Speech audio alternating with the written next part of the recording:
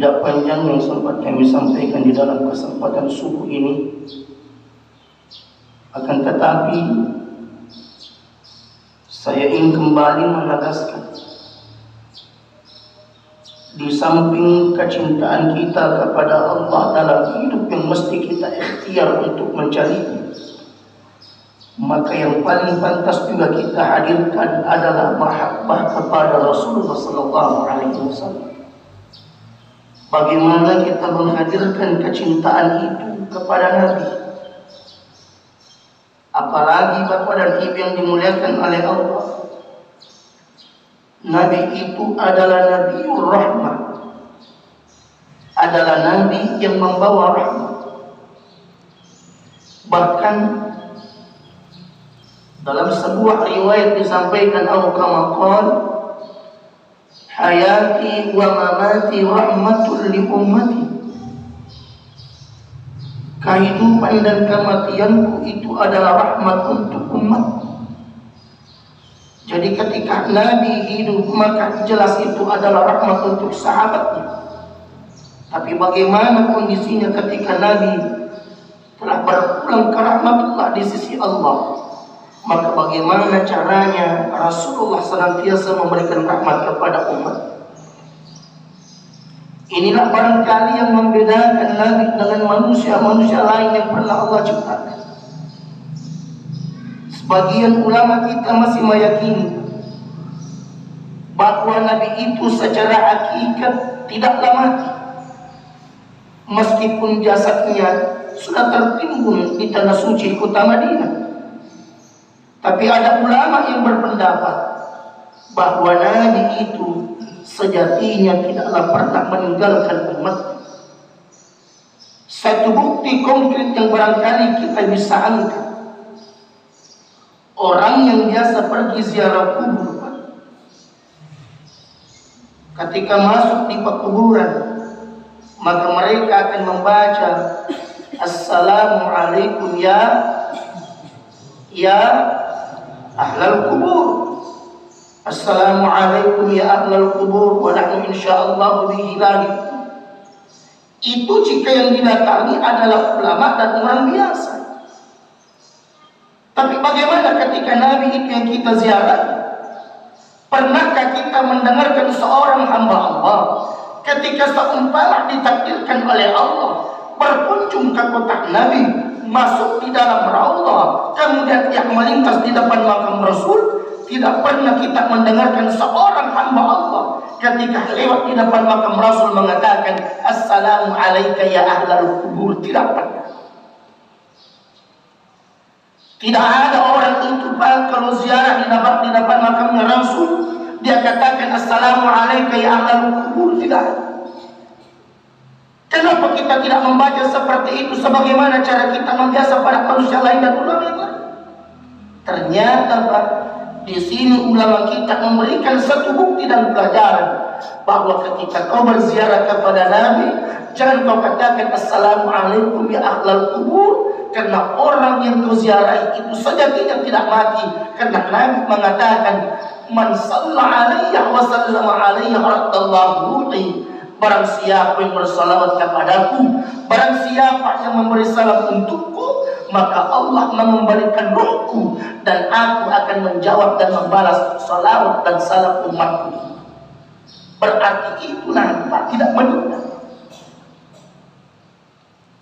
Jadi itu Nabi secara kasat mata boleh tidak ada di ujung mata kita, tapi secara spiritual mahabbah kita, maka Nabi itu akan senantiasa hadir di tengah-tengah umat. Ini yang mesti kita yakini. Kenapa kita penting meyakini seperti itu?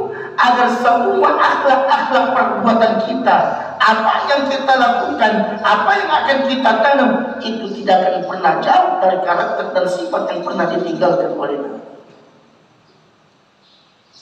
Maka orang yang ziarah itu pasti katakan seperti itu. Assalamualaikum ya Nabi Allah.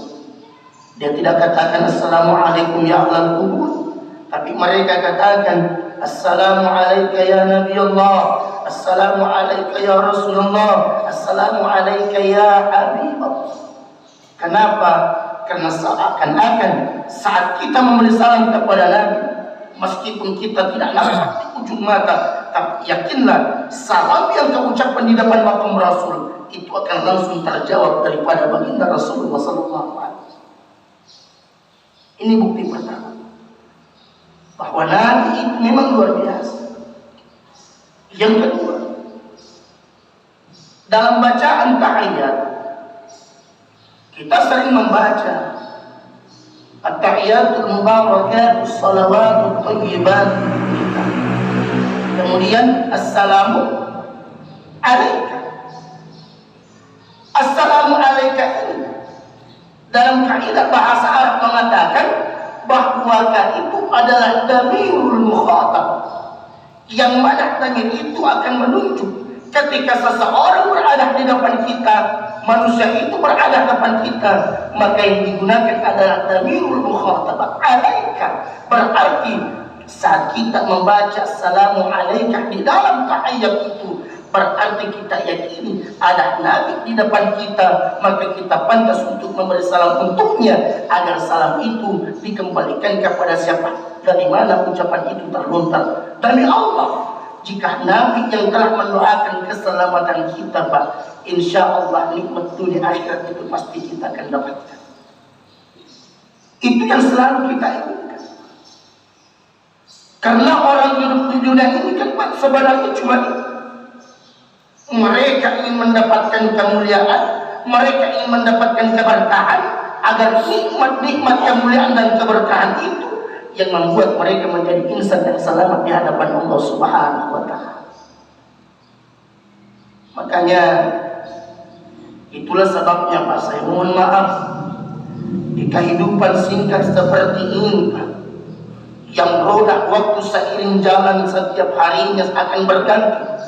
Maka itulah sebabnya, Pak, setiap pergantian waktu itu mestinya kita punya nilai tambah dalam kehidupan.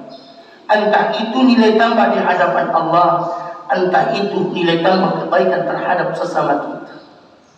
Maka jangan lewatkan hari-hari tanpa nilai tambah di hadapan Allah, dan jangan biarkan hari-hari berlalu tanpa kebaikan yang pernah kau lakukan terhadap sesamamu. Kenapa hidup ini singkat? Hidup kita ini singkat. Ada yang tahu tak berapa umur manusia? Ada yang tahu? Berapa umur manusia kira-kira? Berapa?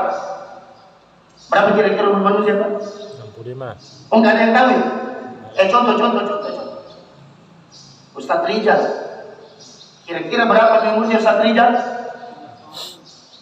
17 tahun Ustaz. Ya, Ustaz Rijal ini 17 tahun umurnya. Alhamdulillah, awet muda. Mungkin berkahnya Al-Quran, Pak Dik. Berkahnya Alhamdulillah, Masya Allah. Jadi mohon maaf, ini adalah mungkin perlu kita luruskan.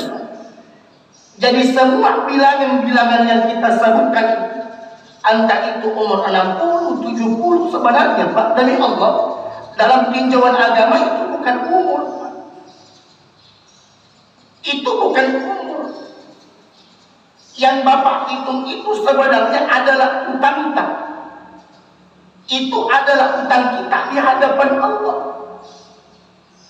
Jadi setiap bilangan-bilangan itu, Pak, semakin bertambah umur umpamanya, semakin banyak kehidupan yang kita nikmati, berarti hakikatnya semakin bertambah utang tak di hadapan Allah. Kan begitu?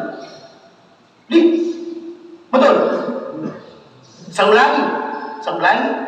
Semakin bertambah usia tak, Pak, berarti semakin banyak utang tak di hadapan Allah. Pasti begitu, Pak. Karena bilangan-bilangan ini adalah utang. Lantas berapa umur kita, Pak? Umur kita cuma segini. Umur kita cuma 2 hari, Pak. Yang pertama, ada hari di mana kita dilahirkan. Ini sudah lewat. Semua yang ada di sini, Pak, pernah dilahirkan. Dan 1 hari umur tak ini yang tersisa. Jadi jangan dianggap, Pak, masih lama. Kehidupan tak cuma tinggal 1 hari. Apa itu, Pak? Ada hari ketika kita dilahirkan dan sisa umur kita adalah ada hari di mana kita akan kembali kepada Allah.